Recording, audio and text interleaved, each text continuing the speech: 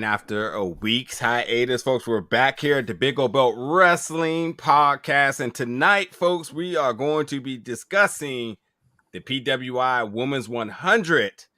A certain somebody made their debut in NXT, and there's no mystery who that person is. And we got some other stuff as well, too. So sit back. We're going to get back in the groove and do what we do best. The Big Old Belt Wrestling Podcast, folks, is getting started right now.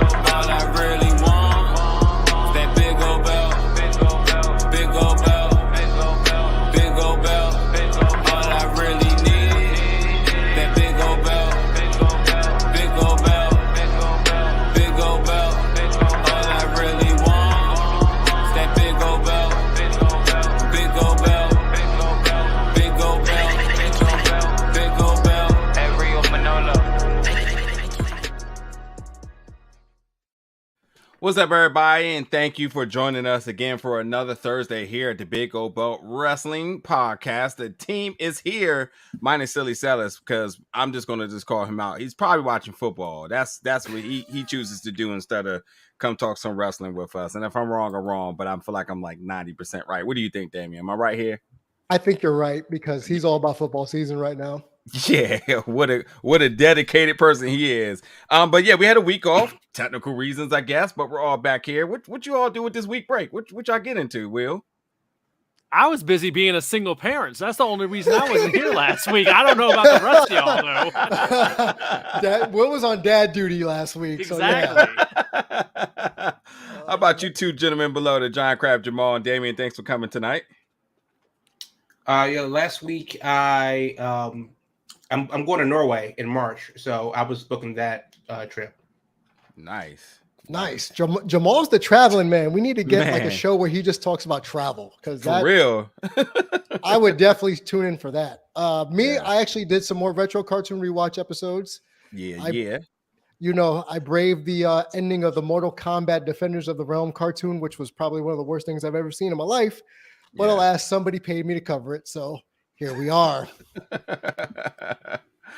Oh man, for that person who made Damien follow his tribute, we commend you for your dedicated work, sir. Somebody has to do the hard work here. But it's that time of year. We got the PWI 500, folks. And you know, this list is subjective in sorts, and we'll just look at it, give our reactions and our commentary about it. You know, there's all the criteria about how everything is ranked on PWI's one in the magazine, whether you're getting it digital or actually getting the hard copy, and all over the social media and whatnot. So me personally, I'm not about to spend time in debunking in terms of their logic and grading and whatnot. It's not my job here, but I will give my reactions based on what I see and just thoughts about certain pairings and where people kind of sitting at on the list. So let's look at that right now. Let's get that list up. Well, how about real quick? Let's hit real quickly the criteria for how they do this, the scale, the time period, and all, the table setting. Yeah, the time. Sure. Definitely a time period. Yes. Okay. So it's the Women's 150, the 15th annual Women's 150 from Pro Wrestling Illustrated. I think they used to do 100, but they've upped it to 150 now. Oh, okay. So, evaluation period, which is always an important factor, October 1st, 2021 to September 15th, 2022. Okay. So last October to this September. A fiscal year, right? Yes, essentially. Yeah. More or less, they got to work with what they're doing for when the magazine drops. So there you go. So last October to this September is what we're looking at. Criteria is as follows: in-ring achievement, influence on the sport/promotion, technical ability, quality, breadth of competition, and activity. And by activity, I assume they mean, actual, if you were out injured or whatever, that's going to work against you. You got to actually be, doing stuff. So if you're out for 5 months, that's going to hurt your case. Did you say quality breadth of competition? breadth of competition. So I guess variety of competition. Some of these people work more people than others, I would think, Okay. So with that said, that's what we're looking at. That is the breakdown right there. So let's pull up the screen of the list. We're at the top of the list right now. So how do we want to go down in the list, or do we want to? Let's take a look at our top 10 here. Which I'm keeping it 100.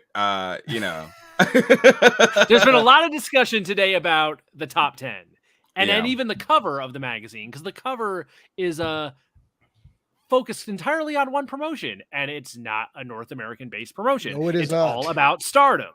So they're taking an interesting angle this year. That's the first thing people are talking about, it seems, with the list this year for the women's 150. Yeah. I'm looking at the list. I mean, obviously I'm not familiar with number one, but she's obviously from Stardom. I haven't watched a drop of Stardom in 2021 or 2022. Bianca, Thunder, Rosa, the women respectably carrying their brand for the respected time period. Becky Lynch obviously comes back, held the title for a little bit as well too. Jade Goldberg Cargill. Domination. Yeah. You can almost say Jordan Grace as well, been completely dominant for Impact. Charlotte, I can't even tell you the last time I seen Charlotte. That's that must have been a small body of work for the Charlotte edition here, if we're going by that fiscal year, because she's been gone for a minute. And I'm not familiar with Starlight Kid, and Taya, I believe, was the Reina's champ for a good period of this time period. And Tasha Steelz was the other counterpart to Jordan in championship reign. Masha has not held the major title, if I'm not mistaken, but she's just been completely everywhere. Yeah, just completely dominant. That's where the breadth of competition comes in. So I think that gets Masha Slamovich pretty high up on that list, because she's been essentially on a tour of promotions, it seems. Yeah. So there's that. So I don't know. I guess for the top, I guess I look at the top 10. I say, those looks like all the names that should be there. Can't really sit back here and kind of put one person over another in terms of just like who title and who promotion is better.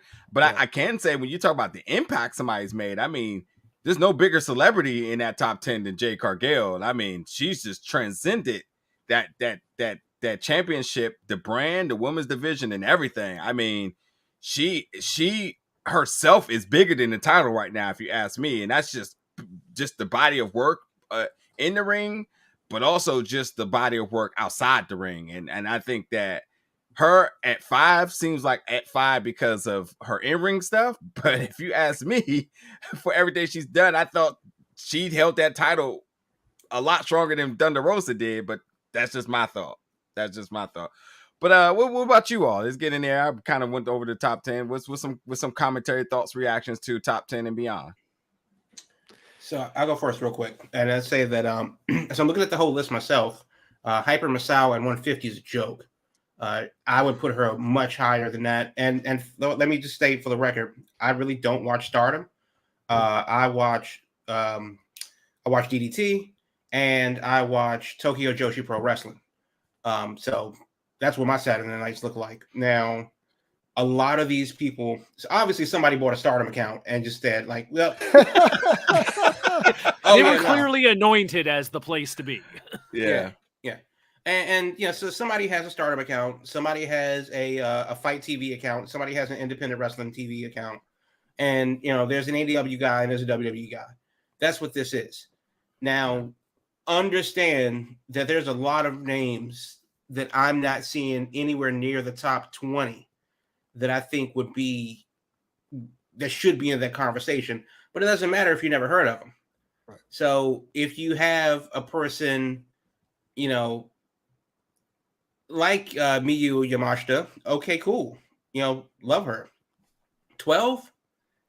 I mean, I don't know if Charlotte Flair has the relevance to be in the top 10 anymore, especially compared to what other people like Masha, like Liv Morgan, like Utami, have done over the past year during the middle of the year. But this is the list, and the list is what it is. Okay, fine. I do think that Mia Yim at 133, good on her. Willow Nightingale at 40, good for her. Trisha Dora at 53, I would have that higher, but okay, cool. Eva Lisa at 114, interesting. Nikki Ash, she actually, that whole gimmick, which was dead in the water, she kind of turned that around a lot. So, yeah, that makes sense. Lady Frost at 107, cool. I have no, problem with that at all. But it's just like, when you start to get into it, you're really telling me that Sayuri, who I generally like, had a better year than Yuka Sakazaki. I'm not going to make that claim. If you're telling me that Thunder Rosa had a better year than Jay Cargill, Jay was the best champion in AEW. Might be the best. Outside of Bianca, might be the best champion in American soil consistently. At least for what I like to consume as a champion. And I think that who looks the part 24/7. If you're going to go by their metrics, it's the gimmick, it's the wrestling, it's the opponents, it's the presentation. Jade in the top 5 with Sayuri, Bianca, Rosa, Lynch, and herself. Rosa sticks out like a sore thumb. And that's kind of the thing. Like, she had a few good matches in NWA, came to AEW, and then had the one match with Baker, and then kind of. Yeah, that sounds like the AEW women's title got her that spot, as opposed to the actual way she was used. Right, and that was must have been towards the end of that, because that was at the pay-per-view at the end of the year. Not Full Gear, the one before that. And let's just call it what it is too. Like, I think this is very contradicted to the elephant in the room here. Everybody knows that AEW women don't really, or have not been getting the shine, the light, and attention that they deserve. I believe Thunder had an issue. I mean, didn't everybody? I mean, she came out verbally and was talking about her injury, and then all of a sudden how that was his handle. The men's injury comes out. She didn't come out and say that. Other journalists came out and said that upon her injury, how they just handled the division. They just threw together a championship and so on. Like, it's always like an afterthought. I can't see how something that is considered an afterthought, even with there being a champion, be deemed as high, as if there's not already a big issue with that division in general. And the reason why I say Jade exempts this is because Jade is doing something that we've been saying about, or I ain't gonna say just we, but what Swole been saying since day one. Well, and that's given the opportunity. If you are given the opportunity, you can be as big as you want to be. Jade's been given the opportunity, and she ran wild with it. I think she's just in a whole nother atmosphere from any other woman in that division. Like, she transcends that entire roster without the title. She's the only person who's held the championship she has. She is the dominant champion of that company by a country mile. I mean, hell, she's the only TBS women's champion they've had. So that title, the entire history of that title, begins and ends with her until she loses it. So let me ask you this. Let me ask you this. So, Jade has had a dominant run since she's come in. And the best she could do is 5. Okay, cool. But what about somebody that came out of nowhere, blew up on the scene, and maybe they got signed this year? Maybe they had, stars approved matches on Rotten Tomatoes or whatever. Where does that fit in relationship to just being booked the best? Because Bianca was booked like a champion. Jade was booked like a champion. Sayuri was booked like a champion. Becky Lynch is still Becky Lynch, and she's booked at that top spot. But where does a person like, for example, Jordan Grace, who is on Impact, just a smaller promotion with a smaller footprint, but has absolutely been one of the more dominant forces in that promotion. And obviously she can't fight herself. So the matches that she's having with Steels, with Tiana and the like, that's got to elevate them, because the rising tide brings up all ships. Yeah. So then when you have somebody, and I look at this list and I see Mickie James at 15 and go, Mickie James had a better June to June at 15 than Mandy Rose? I literally about to say that. Mandy Rose is who is jumping out at me because now she's been champ the whole year. She's dominated NXT. She just passed a year as champ, and we got Mandy Rose down here at 21. Hey, Will, real quick, can you read the metrics again?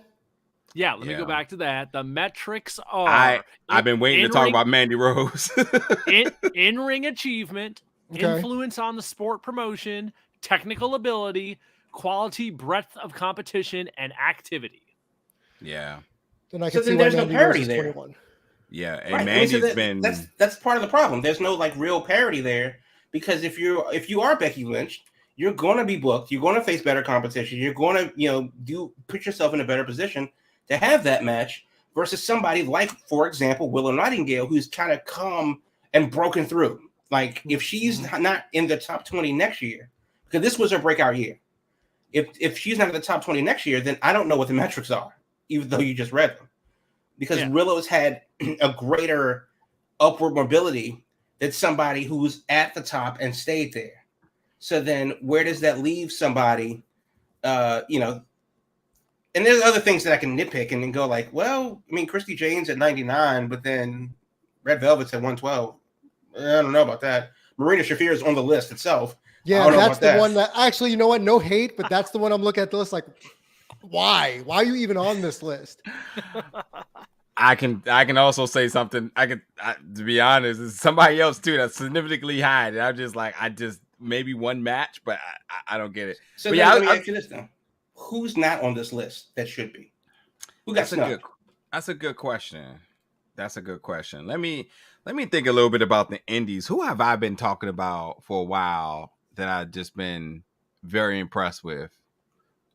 I gotta think about that for a second. I know Masha is definitely a person that's supremely high on my list and is in a spot that I say makes sense.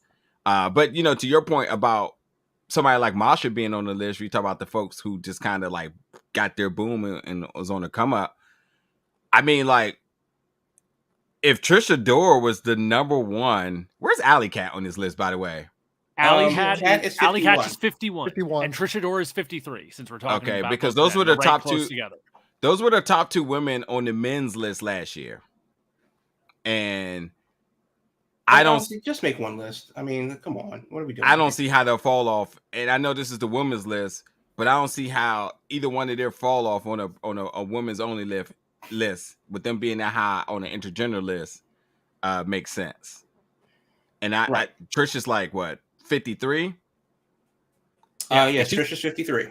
And she's still a world champion, if I'm not mistaken, right? Yeah, she is. I thought she lost to Darius Carter. Nah, that match. That shouldn't happen. Yeah, right. Yeah, that's what people were suspecting was going to happen. But yeah, that match or show. Now, geez, I'm looking down that list, and we get past them in the 50s, and it's jumping out at me right now. Like, as far as hot commodities that are catching fire right now in the last couple of months, you got Jamie Hayter down here at 64. Well, that's going to go up next year. Right. But the last few months, she's been catching fire. If anything, it's felt like they're kind of late to the party that they're finally now.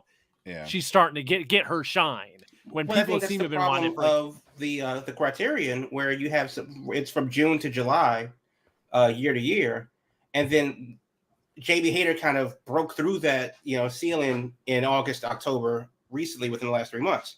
Hikaru Shida has been going back and forth to Japan. But if you don't watch Ice Ribbon, you don't know what she's been doing. And she's been doing work over there. So she's one under Hayter. Rina Yamashita, who's been in GCW a lot, not surprising that she's on this list because they have a Fight TV account over there. So it is, the list is what it is. But as far as people, doing things, like personally, Chihiro Hashimoto should be on this list. You should be on this list. YUU. She should be on this list. Yuna Mizumori should be on this list, 100%. But then again, who do you take off? And obviously, I would just go through the names that I don't know. But it is kind of what it is, too. There are some names that I don't know. There are some names that I'm surprised. And, the fact that Tay Conti's on this list at 127. Tay Conti had a better year than Max the Impaler. Like, okay, guys, what are we doing here? That's the thing is like you have criteria, but there's nothing said about are the criteria equal in weight or there's so many ways to interpret what the criteria are personally. Yeah, I mean, it's easier to be a big fish in a small pond, and then when you get to WWE or AEW and get lost in the sauce, and then bottom out, or it's easier to make a big splash initially, and then you can't make a second wave. But then again, Willow Nightingale is literally on her way to Japan, right. And that was supposed to that was something that was supposed to happen a while ago, but visa and stuff like that. But then again, if you have another person who isn't able to get out there and do it, like Abaddon, for example, checks a lot of boxes in the criterion as far as the ability to work and the gimmick and all that stuff, but doesn't really get a chance in AEW TV. She's just been kind of dormant. So, yes, a weight needs to be added to the judging process, because if you're just straight up telling me that Hyper Masao is 150 and she had a worse year than Red Velvet, I'm going to say no. That's just wrong.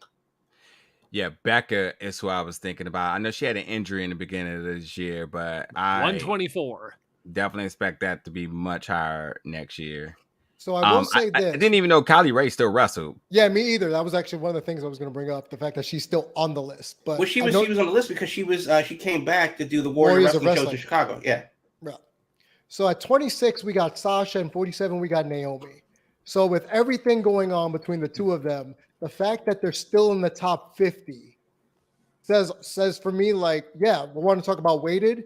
It really just shows how much pull WWE has on a lot of these ratings, because we really think Naomi would be top 47 if she was typically doing a full schedule. No, at least I don't think so. I don't think she'd be higher than, let's say, Trish Adora. I don't think she would have been higher than Asuka.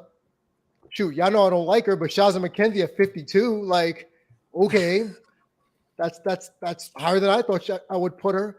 But I think for me, what I'm really looking at here is a lot of the people for next year that are going to make a jump. Like we're talking about people making jumps this year, like Willow, kind of hitting that stride, and Jamie Hayter hitting that stride. But I'm looking at, let's say, someone like Roxanne Perez. I'm looking at Rhea Ripley, who, because of the Judgment Day, is probably going to be in top 10 next year. Lufisto still making it at 46. It's like little names like that where I'm like, all right, cool. But then there's people who have just fallen off. Like, if I would have thought Athena, with all the pomp and circumstance she came into AEW with, is only at 76, that's a bit much. And then Layla Gray's at 96. Where the hell did Layla Gray come from? Yeah, expect Paige to be like within the top 15 for whatever reason next year. Assuming there's matches, assuming there's actual regular matches, even if there's not matches, she's in the assuming top 50. Yep. Just on promos alone. No, because at a point it does become a level of fandom. Like, I know that, like, she's supposed to be a big deal, and don't get me wrong, I like Paige, but like, there's also this aspect of like, oh my gosh, she came back. Right. It's a big deal. Like prisoner of the moment. Yeah. Lufisto must be getting it in Canada.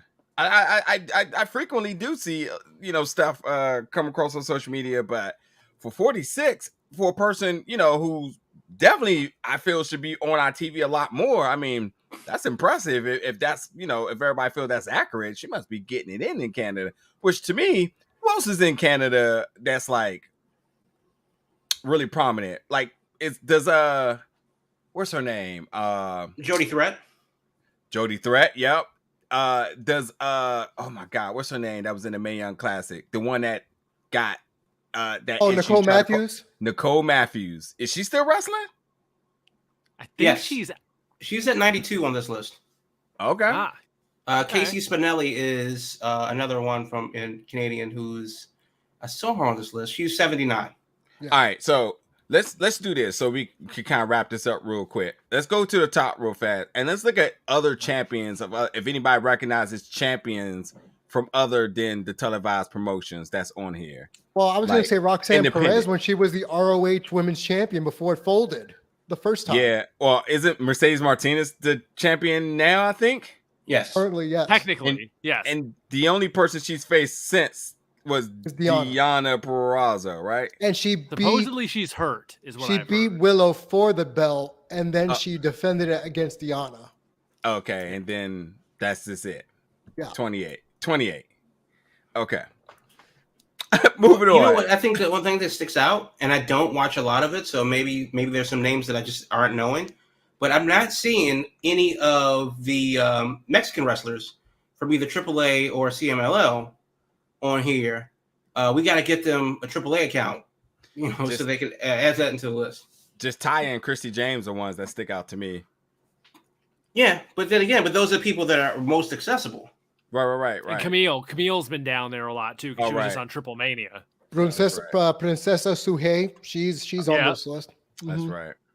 So there's a few. So you got 4 out of 150, and that's kind of the thing. So like, there's just this wave of stardom because somebody got hip.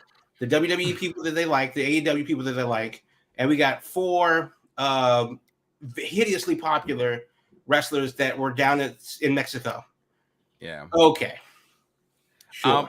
Let's throw the list real quick. Everybody, just point out anybody else you see. Last thing I want to kind of add here before we get to our break is, I feel personally this was a response to like adding some diversity in terms of the rankings here, where there's like, oh, we don't want to be too American heavy, so let's bring in some Japanese talent, and let's not seem like we're so biased to AEW or WWE. So let's go very hard on stardom and make sure we throw some names in there that really shakes things up. But and like, though, so I'll say the most surprised now that I scoped through this list, who's not on this list, Nyla Rose. What? She's not on there at all? She's not on here at all. Oh, geez. What? She's not on this list at all. No. I'm looking right now. She's not on this list. And honestly, if she's not on this list, and Penelope Ford isn't on this list, but you're telling me that Kayla Sparks had a better year than them, okay. But then again, they don't watch Dark, so that's what it is. What's her name? Part of the baddies. Kiera Hogan's on this. Yeah, Kiera Hogan and Velvet and Layla Gray are in there. Kiera's 100. Absolutely expect Janai Kai to be a lot higher. Give her some TV time. It's a wrap. Yeah. God, I can't believe Kylie Ray wrestles. No disrespect, I swear. I like Roddy Shepard about to take over the list next year, though. Like we said, the fact that Marina Shafir, well, like I said, Marina Shafir's on this list, but some people aren't is quite surprising. And the fact that Sky Blue is 110. Has she ever won a match? Yes. I just not a fan. I also expect what's her name? The one that tore her. Did she tear her knee? Or did she tore something with her leg? Megan. Megan Bain. Yeah. Megan Bain. Yeah, she hasn't come back yet. Supposed to be the she's not back next yet. thing. So they were. I mean, the Rocket Pack was just getting. I know. Was just getting fueled up. It was about time. So yeah. But we'll see. Anywho, it's enough with the PWI stuff. I mean, y'all can let us know. Or tweet us and let us know your thoughts about the list. Other folks, Nyla Rose not being on there is completely shocking. That has got. They always tend to forget one or two people. It seems. Well, they don't watch Dark. I mean, that's just what it is. I mean, there's a number of names. If you really sat down and think about it and go like, well, but then again, that's also based on the metric too. Other than if you don't follow Nyla on Twitter, she hasn't really done much in a TV storyline. The biggest storyline that she had came much recently, and she's just kind of been doing decent matches, winning on Dark. But then that's also a thing that's been interesting. She's not on the list, but Marina Shafir is, and they're the same faction. Same faction, yeah. Yeah, I mean, like, but then it's weird because Mei Suruga's on the list, who is my number one, full stop. Mm-hmm. But Emi Sakura isn't, and she's been consistently in AEW. Just being consistently, is Serena Deeb on this list? Yeah, she is. I saw her. Mm-hmm. Okay, yeah, I did not see her, but Oh, but no still, Riho! I mean, Wow, no Riho. Well, Riho's on that Lesnar contract. She ain't working this year. So, but then again, if you don't watch the Japanese stuff in Japanese, you didn't see her. Truth. So, But yeah, I mean, it's a list. That's really what it comes. Look, Mandy Rose is 21. Take that for what it's worth. That's blasphemous. I mean, I was looking at her matches. She faced all top Now, here's the thing, though. Here's the thing. Nikita Lyons is not on this list. Burn the list down. Burn it down. Throw the whole list in the trash. Don't buy it. Don't buy it. Save your $8. Nikita Lyons ain't on the list. Just trash. Listen, let's get to our break. We're going to come back with the Indie Spotlight. We're going to talk about a certain individual that is new to the NXT roster, but is no stranger to all of us. We'll get to that a little bit more when we return. So we'll be back in a second. If you're looking to expand your podcast reach, your website reach, as well as your social media branding, visit BigGoldBelt.com for sponsorship and advertising opportunities. Big Gold Belt Media is the golden standard for all of your media needs. We offer pre-roll and mid-roll ad spots, on-air host reads done by yours truly, Damian G, on audio as well as video platforms. For inquiries, please email biggoldbeltgroup@gmail.com for more information. Again, that's biggoldbeltgroup@gmail.com for your inquiries for your business. Big Gold Belt Media, wrestling, movie, comics, and more. The golden standard. All right, folks, we're back here for the second half of the Big Gold Belt Wrestling podcast. Jamal is back, so I don't have to do it today. The rightful owner of this segment has now reclaimed his throne. It's time as we get into this week's indie wrestling spotlight. Yep. So this indie spotlight, I was going to talk about the Tournament of Death, which is this weekend out there in Delaware, but tickets are still available. You can see czwwrestling.com, but it's the show after that, November the 6th. It's a CZW Limelight number 11 out there in Havre de Grace, Maryland. At the State Theater. So if you're in Philly, if you're in Baltimore, it's halfway between, and right across the Susquehanna from Perryville. If you know, you know. But the show looks good and it looks interesting, and I'm really excited about Fred Yehi, coming in. That's another guy that should be on TV. Like, why is Fred Yehi not on TV? It's ridiculous. But czwwrestling.com. You can get your tickets on Eventbrite. If you want to look them up on the Twitter, it's at Combat Zone. It's November the 6th. That's a Sunday. So that's the day after Crown Jewel. November 6th, State Theater, 325 St. John Street in Havre de Grace, Maryland. Tickets, bell time is at 6 o'clock. Doors are at 5. Tickets start at $20, go up to $40 for ringside. One of the things about the State Theater is they actually have a really good bar and food deal in one of the better places that you're going to find, especially for an indie show. So CZW Limelight 11, more matches to be announced later. So check them out on Twitter at Combat Zone, because Tournament of Death is this weekend. Also, one quick thing about the Tournament of Death in Delaware: if you're going to bring your weapons, because it is fans brings the weapons for a couple matches. There's a particular type of light tube that you can bring. It's the size is T12. If you have anything other than that, don't bring it. They're not going to accept it. We want to work safe for a death match. T12 size light tubes only for the Tournament of Death this weekend in Delaware. But if you're not going to that, Havre de Grace is where you need to be next weekend, November 6th, for CZW Limelight number 11. And that's the Indie Spotlight for this week. Awesome. They're doing some good work, man. We got to get out there, like, for real. Yeah. But yeah, let's get right into this one. I'm not even going to fluff it up. Dwayne "The Rock" Johnson, the People's Champ. Yeah, that guy, that starred in that new movie Black Adam. He has a daughter. I'm sure we're all aware of this. And we know that she's been training to wrestle. It's just only a matter of time and when and where. I believe she has appeared on the NXT little Florida loops that they've done. As she should. I think that's obviously the test runs to get these people in front of the crowd, kind of see what works, what doesn't work, and so on. But Joe Gacy, who I thought possibly would be getting called up to the main roster at some point, is still in NXT with his crew, the Schism.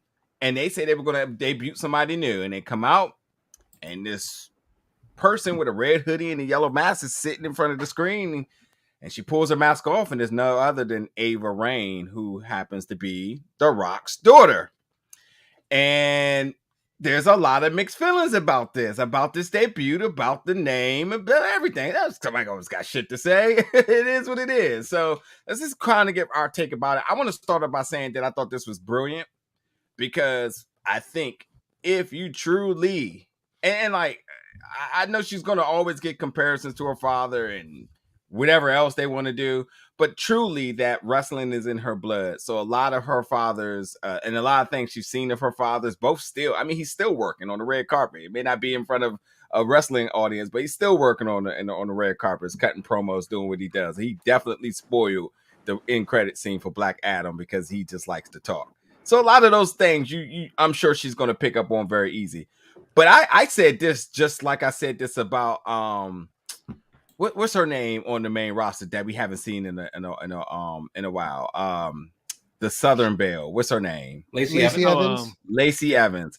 I said it was a no-brainer you could bring her in as a babyface with all the military background that she has. It easily goes over. If you want to actually see if she can actually perform in front of folks, you make her a heel and you make her be completely different of that. I think that making her a face and making her something in the light of what her father was, it's just too easy. It doesn't test her at all.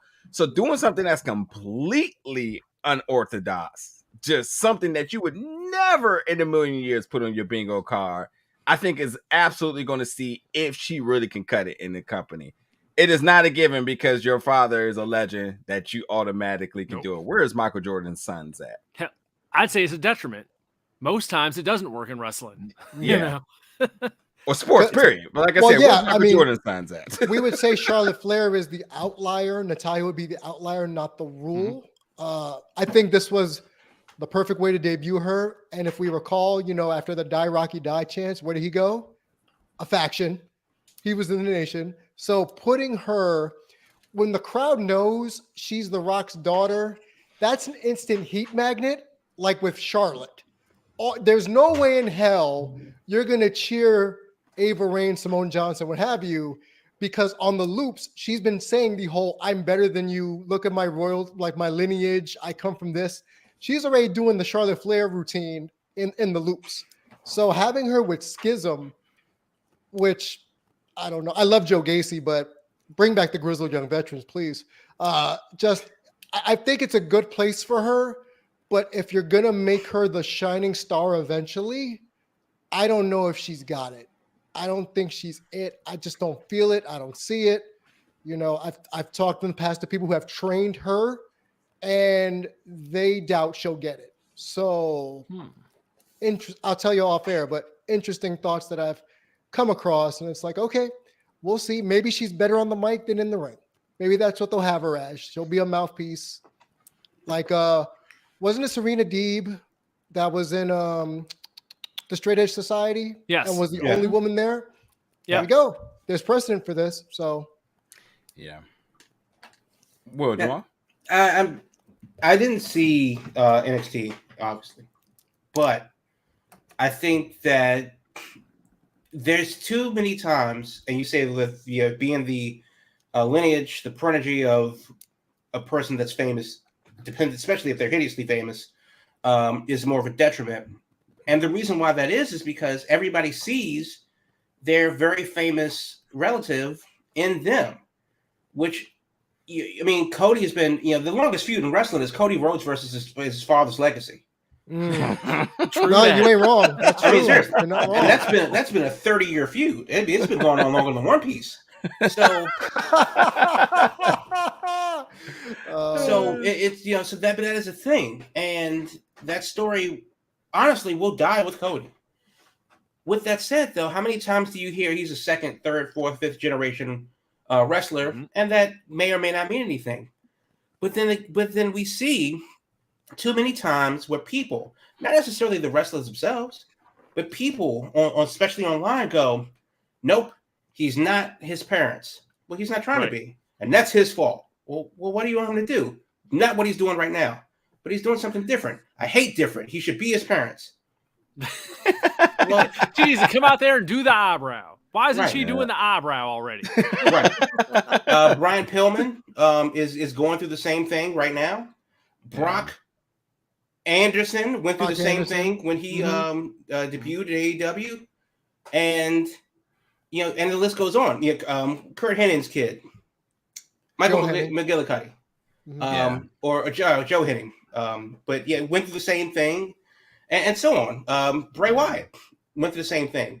People didn't know that Bray and Bo were related. Son. Cody Hall, Cody, Randy Orton, Kobe Carino. So it is a thing.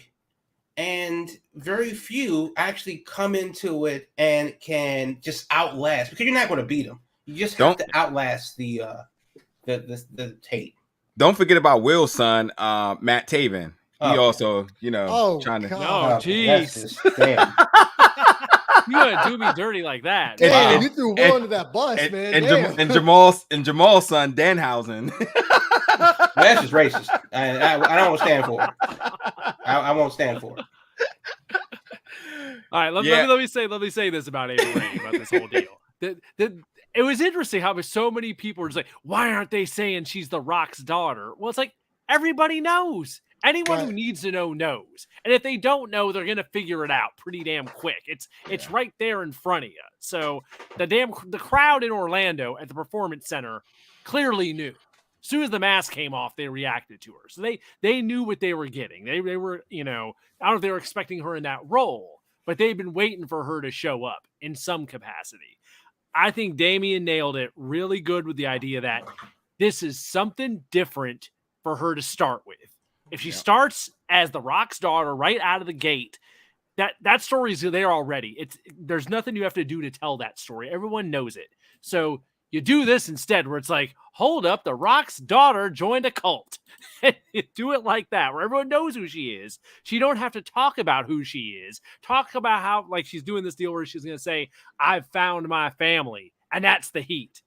That's the heat. Is she's, going to give the wink and the nod, where she's not going to talk about her dad or any of that, because you know it already. The heat or she could go she's not going to give that to you. She can go the other way and just bury him in promos and be like, he left me for Hollywood. But I don't even think you need to go there. I think the heat for right now can be as simple as she doesn't mention him. And that's the heat, the frustration of she's not going to talk about that. And eventually you tell that story, but you don't need to start with the story of her being The Rock's daughter from square one. Right. Introduce her, and then we can eventually get there. So, I think it's a real creative way to start her out. And Lord knows she's young.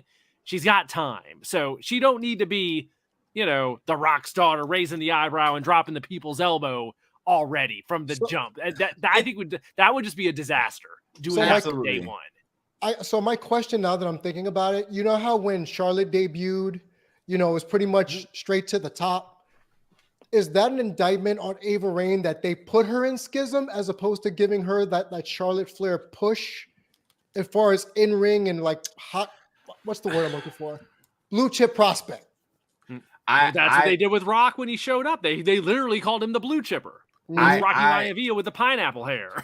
I think that Dusty Rhodes' absence to that NXT system is really the shift in development for a lot of this young talent. I mean, he gave and provided them so much for them, for the folks who might have been on the chopping blocks. I mean, if she was brought in the Dusty Rhodes era, I could absolutely see this being sort of a paid sort of intro of her coming in hot.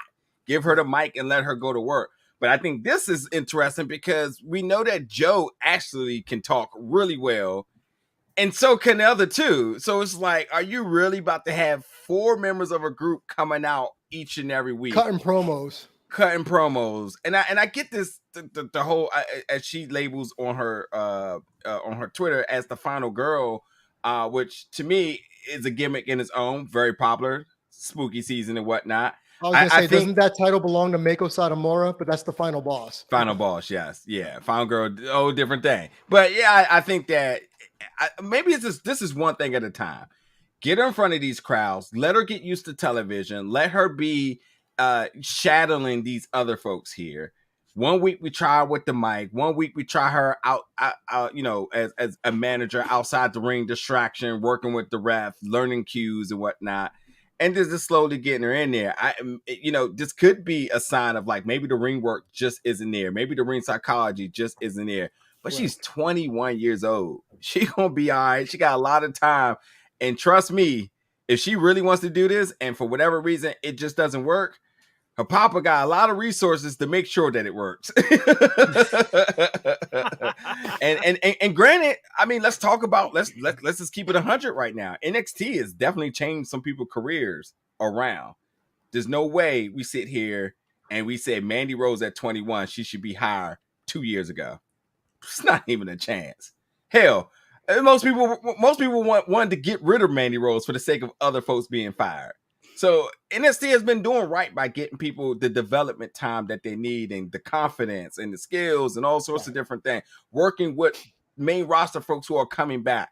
So I don't think nobody should judge her now. Just let and see how it works. I think this is just a good start to remove her from all things The Rock. That is way too big of shoes to fill. Hell, actors with many more years of experience can't even fill The Rock shoes right now just because of how lucrative this guy is, how much star power he is. Quite frankly, I didn't like Black Adam, but because his name's so big, everybody loved it. And that's just the bottom line. Okay. And also, this guy also single-handedly brought Henry Cavill back, and no one said anything. He actually spoiled the movie for the sake of his movie trying to make him more money because he's The Rock. That's way too big of an influence to say, like, I want to be the next Rock. It's impossible. Or to be the daughter of him. And I think another random comparison about star power in terms of like when it works and when it doesn't work, LeBron's sons are like very, very lucky that they just fit in just without any bit of like big scrutiny in terms of their performances and whatnot. I think I don't know, something about them has been really lucky about their development going forward. And hell, they'll all be in the league together next year, which would be something. So, but I think that there's a difference though, because LeBron's sons, wherever they wind up going in the league, whenever they wind up going, assuming that they don't go to college, it's still a team game. You still have to. Sure. A lot of other things have to happen first, and also LeBron has like a 20-something year career. So, and you can argue, and people are still debating on whether or not he's the greatest of all time, and that the fact that it's up for debate kind of takes a lot of pressure off of that situation as well. There is no debate, if you're a fan of WWE, that The Rock is on the Mount Rushmore of WWE. Yeah. If you're a fan of WWE under 25, he may be 2 out of the 4 spots on the Mount Rushmore of WWE. That's a whole different ball of wax. Yeah. And that's kind of what Cody's going through, because his father was that guy. And even still, we're seeing the ramifications of that. To be the son of that guy. Being the son of Mr. Perfect is great and all, but Mr. Perfect ain't Dusty Rhodes. Being the son of Scott Hall is great and all. And Scott Hall is great. Scott Hall is a legend. But Scott Hall ain't Dusty Rhodes. So it's so bad Cody couldn't even cut it in the States. He had to go to Japan. Right. And he had to completely tear himself down, went on this miraculous indie run, and did the whole thing, and then fortuitously AEW sprung up out of nowhere. But the bottom line is that they had to create a whole damn company in the unending saga of Cody versus his father Shadow for him to do a thing, and now the prodigal son has returned. This has been 20 years in the making with him. And we're saying that Simone on day 0, and we're making these comparisons to her, to LeBron, to Cody, to the sons of the hideously famous. Not just the guys not just the guys that made money, like Billy Gunn's kids or anything like that. We're talking about the legends. Yeah. And that's also a thing too. If you wanted to compare anybody, it would be Roman Reigns, because Roman Reigns was that guy that was, well, no, he's just The Rock's cousin, so he's going to win. Oh, they're not going to fire Nia Jax because she's The Rock's cousin, so she's just going to win. Oh, you can't be Samoan in WWE and not go, well, who are you related to, Yokozuna or The Rock? Which one are you? Whose kids are you? Oh, rest in peace, 3-minute warning. And then add on top of that, she gets the double whammy of, oh, you're his daughter. That's a whole nother level of like, daddy's going to protect his girl. It's like Or- she's damned if you do, damned if she don't. That's for sure. Or you're just short Tamina. Oh. No. So Jeez. last That's the question first I really heard quick. that one. Ooh. So last question real quick. If you had to do this, if you had to construct her debut, simply put, would you have made her a face or a heel? Heel. Yeah. Heel. Heel easily. Face would Easily. be too much of a backlash. They learned that lesson from doing that with The Rock when he came in as a baby face at first. Yeah. Yeah. Well, they didn't because they did it with Roman. They didn't because they did it with Orton. but This time okay. they figured it out. Yeah. But no, I think it's easier to bring her in as a heel. That way they can distance themselves between her pre-constructed future and her supposed past. Again, like everybody assumes that she's going to go rocket ship straight to the moon and she's going to be the biggest thing ever. I hate her for it. She's Tom Brady. She just needs to fill into the shoes right now. Yeah. Except she's not. She has to do the work first. Let's state a fact right now.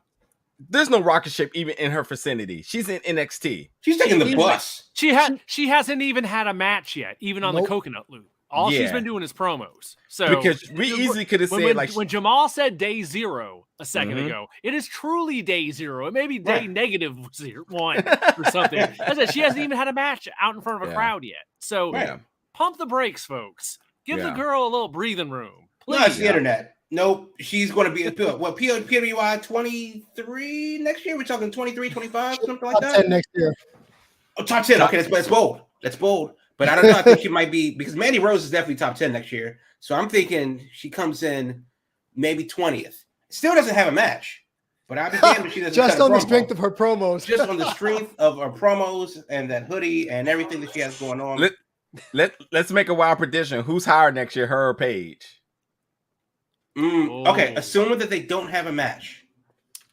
I think they skew heavier to WWE in general. So I'm going to go with was Ava?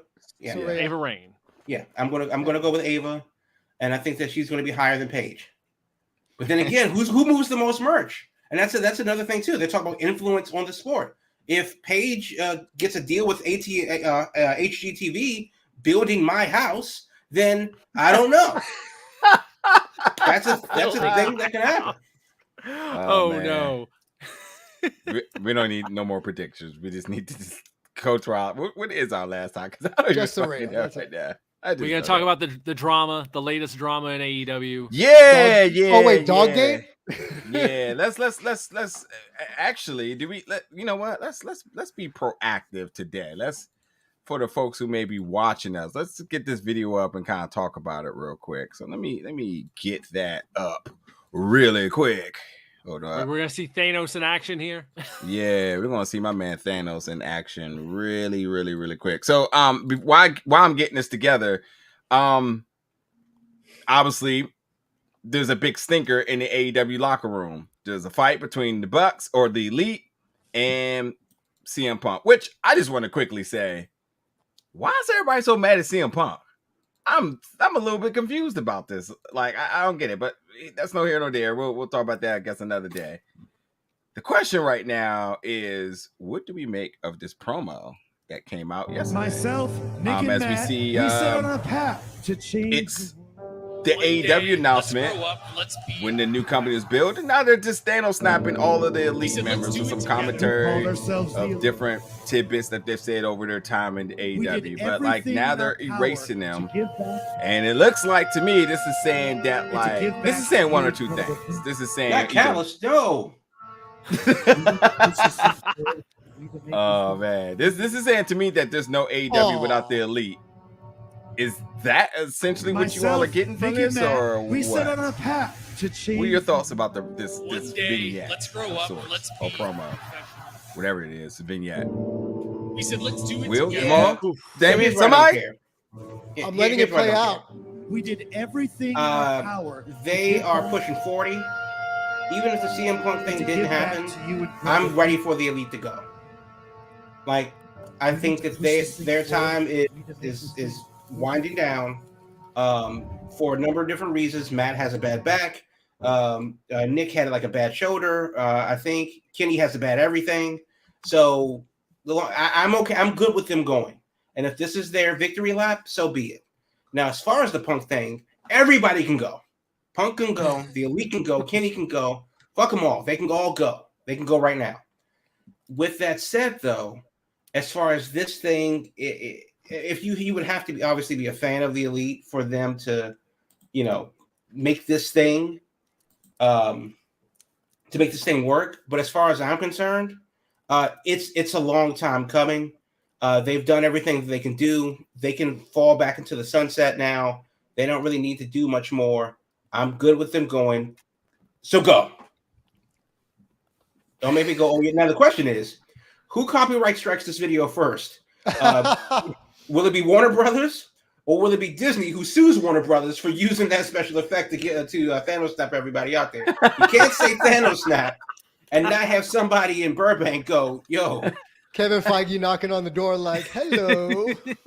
Hey, Warner, can we talk about this? I mean, listen, this is basically them saying, all right, we let you go the first time with the forbidden door thing. Right. All right, now you're getting out of hand now. Right. So we're gonna need y'all to do something. Next in a month, everybody gonna start wearing all black, and you're just gonna be hearing those African sounds in the back. And like, all right. Wow. Look, I don't need Brandon Cutler and Michael Zakazawa doing Wakanda Forever. Okay, I don't need that. I swear to God.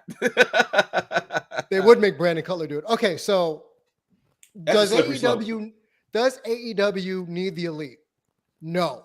In my estimation, no. I think their roster has enough talent that they're slowly starting to move to the top. The Daniel Garcias, the Jack Perry's, things of that nature.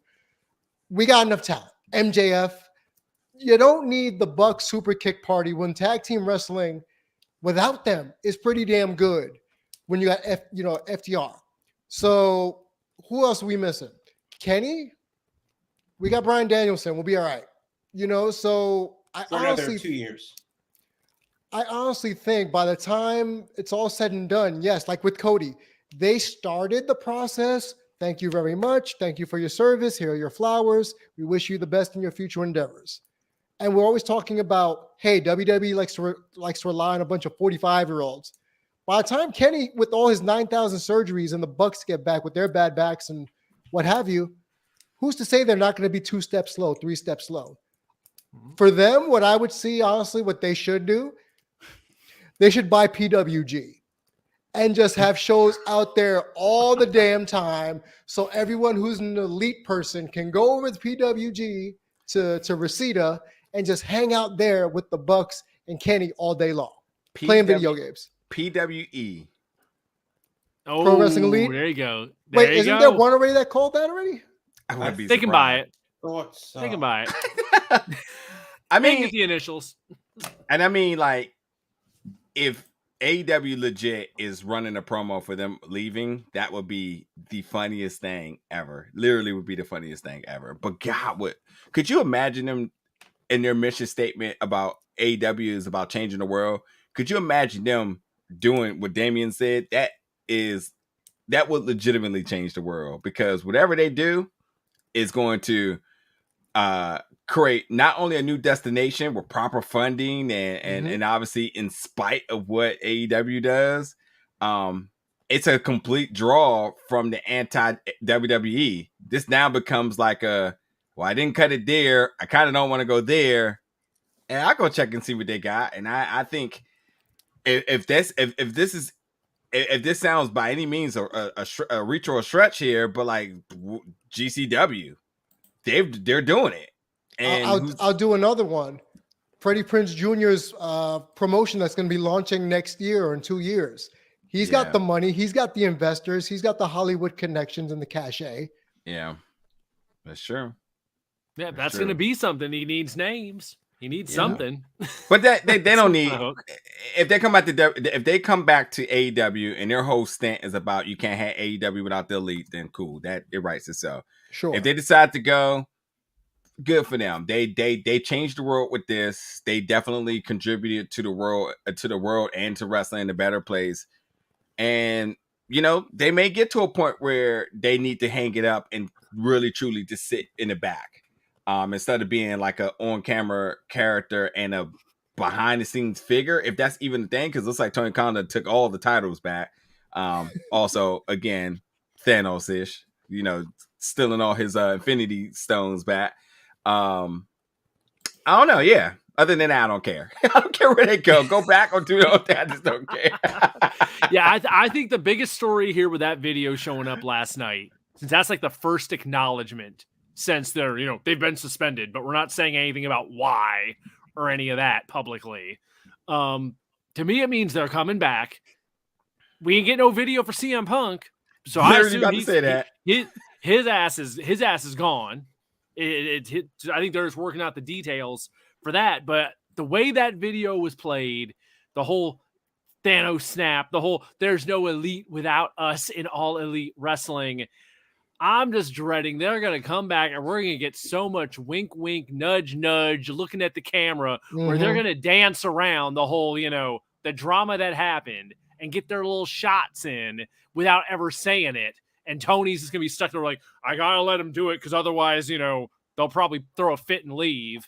So I just kind of feel we're totally in for they're going to be playing their little games of, you know, y'all know what happened. Y'all know what happened. That guy we don't like, and he's not here no more, and we are, and we can like, they're going to, I think there's going to be a lot of, they won't mention Phil Brooks' name, but they're going to be doing a lot of hints about the guy they don't like now and him being gone. It says a lot about their backstage conduct by letting the aggressor stay and the other person who is basically attacked. I don't care how you look at this.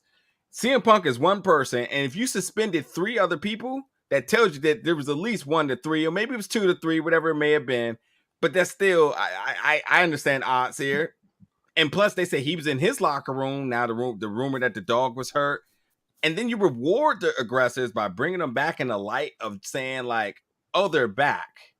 Here's the promo for them." You didn't do the same thing for Sammy Guevara and his sensitivity training. He just kind of came back, and who else got suspended on other formalities? Like, this seems, it feels like to me, Kingston. Yeah, it seems like you're rewarding them.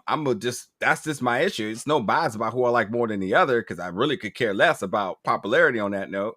It just seems like you're rewarding the aggressors here by giving them, by setting them up with a storyline here. And you're blurring the line between reality. You're hyping a return. You know?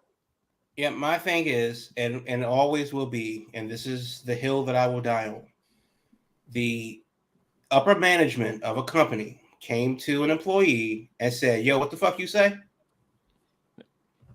That can't happen. Yeah. Like, I'm paraphrasing the situation, but legitimately, that can't happen. Yeah. You don't go to, you know, to instigate. Even if they came with an apple pie and said, "Yo, we were sorry," you go to HR. You do a bunch of different things. You go to Tony Khan, who was right around the corner. You do a bunch of different things, but you don't do that.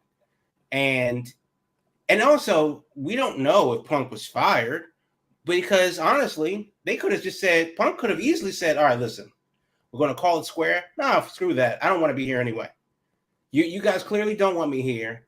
All the, you know, whatever is going on backstage, I don't need this shit from y'all. I don't need this shit from anybody. I can go. I can take, you know, my ugly ass dog and go home." And that's really what it is.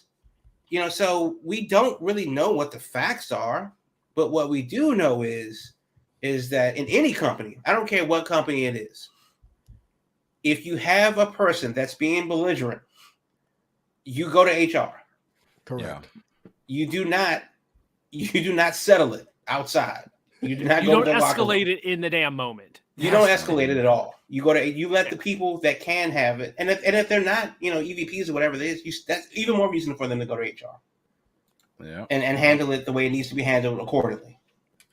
And Punk would have got himself fired for burying the company and calling and kind of doing the whole thing with the thing. That was fireable right there. But nope, they escalated it.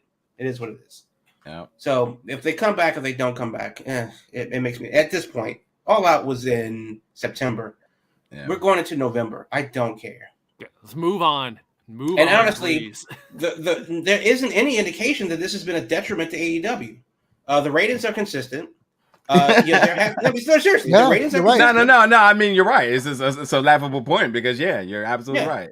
No, the ratings are consistent. The shows are selling well. They're still making news by debuting in new markets like like Toronto and such. If things haven't gotten better at that point, ratings so it's definitely not had to go up that immediately that following week. They didn't take a hit, nor did they make any major gains. So the shows. If you like the shows, you've been liking the shows without the Elite for the past since September, 2 months. Yeah. So to Damien's point, we don't need them anymore. They can clearly survive this long without them. They're good to go. They started it, but they can just walk away now. It's not to say they're not an added benefit, but at this point now, they're not on life support without them being there. They'll be okay. Correct. Oh yeah. This hey man, but who owns the Elite thing? Is it AEW thing or is it a Bucks thing? Can they actually have an all Elite wrestling with the Elite being in there when that's actually property of theirs? Was there some kind of agreement on the name in here? Who actually owns the name is the other question. Well, maybe they might own the Elite, but AEW is owned by Khan and Time Warner. Mm-hmm. Yeah, I mean, that depends on what the trademark is. If the trademark is for merchandise or for other things, television rights, that may be different than the TV company side of it. And that's why if you look at a trademark for a particular name, it says everything. Merchandise, video game, bottle caps, bicycles. And either way, they have prior usage of the Elite before AEW existed. So the Elite, but all Elite is not the same thing. Yeah. Right, and that's they wouldn't have that. That also resides with Tony Khan. Right. So unless they owned it and pitched the idea for him to be an investor and he kind of came in. I'm probably witch hunting here, but Yeah, I mean, even if they have to change the name, fine. That's the least of their problems. Tony Wrestling. AT-Dub. AT-Dub. So, and that's why every wrestler has to be named Tony. I don't care how you spell it. Yeah. Tony is the house band. They already got Tony Storm. Well, they already have Tony Storm, Shivani. They want to get it done. There we go. Yeah. All right. Dasha, Tony. Tony Deppen confirmed. All Elite. Done, Tony Deppen. Whatever. You know what? If it would be all worth it if they got Deppen in there. Yeah. All right, let's roll out. That's it for the Wrestling Podcast this week, folks. We're back each and every Thursday, 8 p.m. Eastern Standard Time. Thank you so much for watching. You can catch the podcast replay the following day on all audio podcast platforms. We'll see y'all back next week. Y'all be safe. Thank you for tuning in. All I really need